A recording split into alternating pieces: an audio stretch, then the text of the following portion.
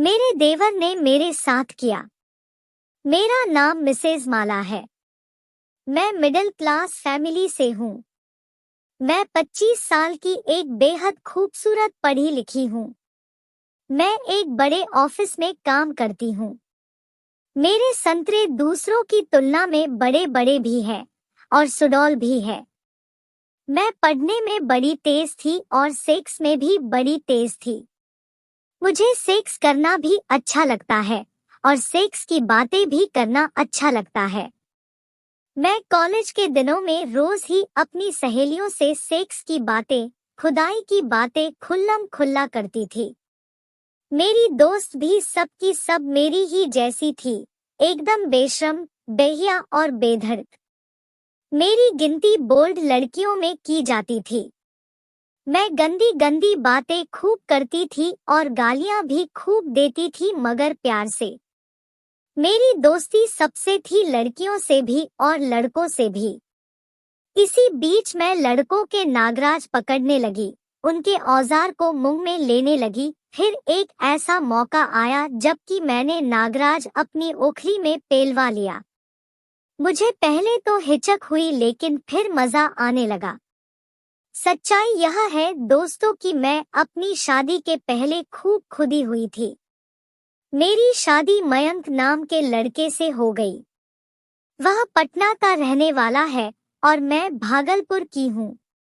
लड़का बहुत पढ़ा लिखा था, अच्छी नौकरी थी, देखने में स्मार्ट और हैंडसम भी था, तो मैंने भी कोई आपत्ति नहीं की। मेरी शादी हो गई। मैं पटना अपनी ससुराल में आ गई।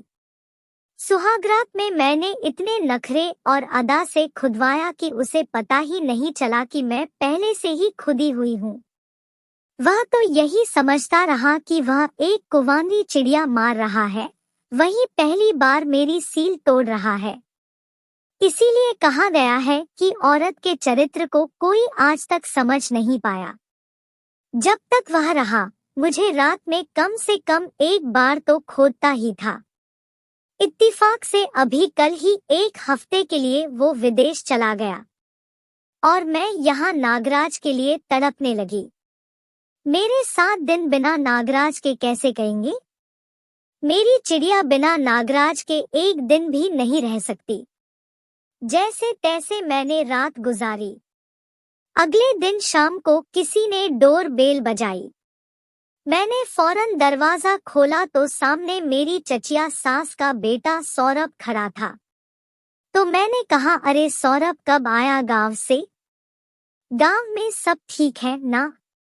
वह बोला, हाँ भाभी जी, सब ठीक है।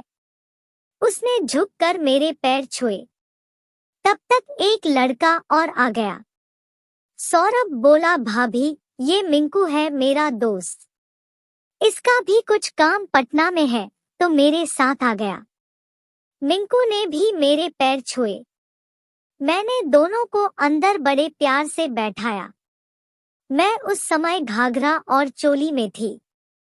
चोली मतलब एक छोटा सा ब्लाउज जिसके अंदर से मेरे बड़े बड़े संतरे झांक रहे थे। मेरे लंबे लंबे बाल बिल्कुल पीछे थे। उन दोनों को मेरे संतरों का मजा पूरा का पूरा मिल रहा था। दोनों बड़ी उत्सुकता से मेरे संतरों पर नजरें गड़ाए हुए थे। सौरभ बोल पड़ा, भाभी तुम पहले से ज्यादा खूबसूरत हो गई हो, बहुत अच्छी लग रही हो, बड़ी हसीन हो तुम। मैंने मुस्कुराकर कहा, बड़ी मक्खनबाजी कर रहे हो, बोलो क्या चाहिए तुम्हें? वह मजाक में बोला, जो चाहिए वो दे दोगी भाभी जी? मैंने कहा, क्यों नहीं दूंगी, तू मेरा देवर है, मैं तेरी भाभी हूँ, कुछ क्या सब कुछ दे सकती हूँ तुम्हें, मांग करके तो देखो। वह बोला, ठीक है, सही समय पर मांगूंगा। मैंने कहा, फिर जो मैं मांगूंगी वो तुम्हें भी देना होगा सौरभ। वह बोला, बिल्कुल दूंगा। बात आई गई हो गई। मैंने कहा, तुम लोग जल्दी से नहा धो लो, तब तक नाश्ता तैयार कर देती हूँ। वो दोनों जब नहा धोकर एक एक तौलिया लपेटकर बाहर निकले तो मैं उनके नंगे बदन देखकर उन पर मोहित हो गई। मेरी ओखली में पानी आ गया। मेरा मन हुआ कि मैं अभी इन दोनों को तौलियां खींचकर नंगा कर दूं और इनके केले पकड़कर हिलाने लगूं। मुझे दोनों की चौड़ी चौड़ी छाती और बलिष्ठ भुजाएं बड़ी सेक्सी लग रही थी। खैर मैंने टेबल पर नाश्ता लगा दिया और फिर वो दोनों नाश्ता करके अपने काम से निकल गए। इधर मैं भी बाथरूम गई और फिर मैं भी अच्छी तरह नहा धोकर तैयार हो गई। थोड़ा मेकअप कर लिया तो चेहरे पर ग्रेस आ गया। मैंने एक नेकर पहन ली। मेरे घुटने मेरी जांघें एकदम खुली हुई थी। ऊपर मेरी छोटी सी चोली और कुछ भी नहीं। मेरा तो मन था कि मैं कुछ भी न पहनूं, बस नंगी दोनों के आगे बैठ जाऊं। लगभग शाम को 8 बजे वो दोनों वापस आ गए। उनके साथ में बहुत सारा सामान भी था। मैंने बड़े प्यार से उन्हें एक एक कप चाय पिला दी। दोनों ने थोड़ा आराम किया और फिर हम सब बैठकर बातें करने लगे। मैंने कहा, तुम लोग कितने गहरे दोस्त हो सौरभ? सौरभ बोला, बहुत गहरे दोस्त हैं हम लोग भाभी जी। हम लोग एक दूसरे से कुछ भी नहीं छिपाते। मैंने कहा, अच्छा तो क्या अपना अपना केला भी नहीं छिपाते एक दूसरे से? सौरभ थोड़ा शर्मा गया। मिंकू ने भी अपनी आंखें नीची कर ली। मैंने कहा, अच्छा बताने में क्या तुम लोगों को शर्म आ रही है? अरे मैं तुम्हारी भाभी हूँ। भाभी के सामने क्या शर्माना? मैं खुलकर बोल रही हूँ तो तुम लोग भी खुलकर बोलो। इतना शर्माओगे तो फिर मैं तुम लोगों के औजार कैसे पकड़ूंगी? मैं जानबूझकर उन्हें ललकार रही थी। आग लगा रही थी मैं उनके औजार में। मैंने कहा, अब सच सच बताओ कि तुमने कभी एक दूसरे का औजार पकड़ा है? सौरभ बोला, हाँ पकड़ा है भाभी। जब हम लोग कॉलेज में पढ़ते थे। हम लोग पटना में ही पढ़ते थे। लड़कियां भी पटाते थे और मौका मिलने पर उन्हें पेल भी लेते थे। मैंने कहा, अच्छा तो तुम्हें पेलना आता है? क्या पटना की लड़कियां तुमसे खुदवा लेती थी? मिंकू बोला, पटना की लड़कियां तो खुदवाने में दिल्ली की लड़कियों से आगे हैं भाभी जी।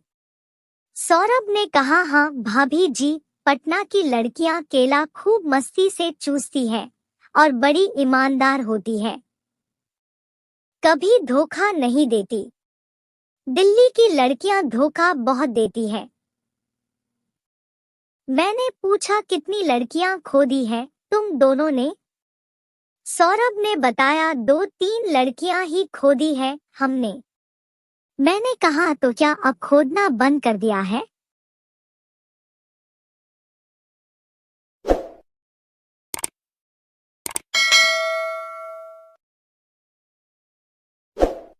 मिंकू ने कहा, मिल जाए तो आज भी खोद लूंगा। इसी बात पर सब लोग हंसने लगे। हमारी उत्तेजना बढ़ती जा रही थी। मेरा मन हो रहा था कि मैं जल्दी से इन्हें नंगा कर दूं और औजार पकड़ लूं।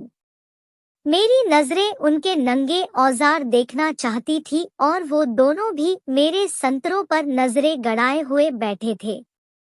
मैं समझ गई कि मेरा इशारा पाते ही ये लोग मेरे संतरे नोच डालेंगे। आग दोनों तरफ लगी हुई थी। इतने में मैं उठी और किचन में जाकर थोड़ा नाश्ते का सामान लेकर आ गई। फिर उठी पानी ले आई। बार बार आने जाने से मैं उन्हें अपने शरीर का एक एक अंग दिखाने लगी।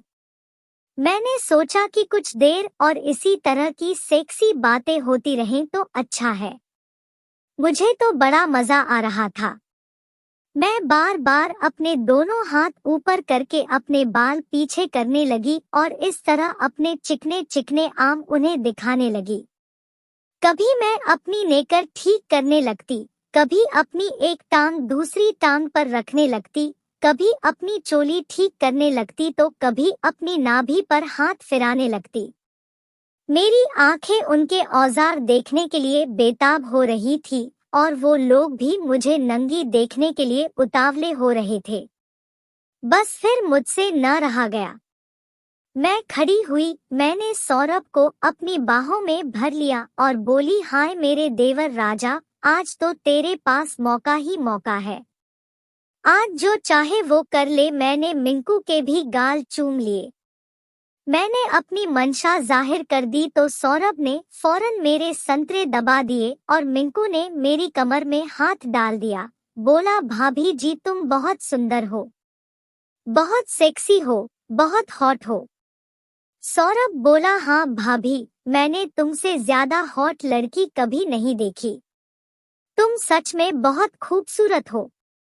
उसने मेरे संतरे खूब दबाए और मिंकू ने पीछे से मेरे तरबूज सहलाए और मस्ती से हाथ फेरा।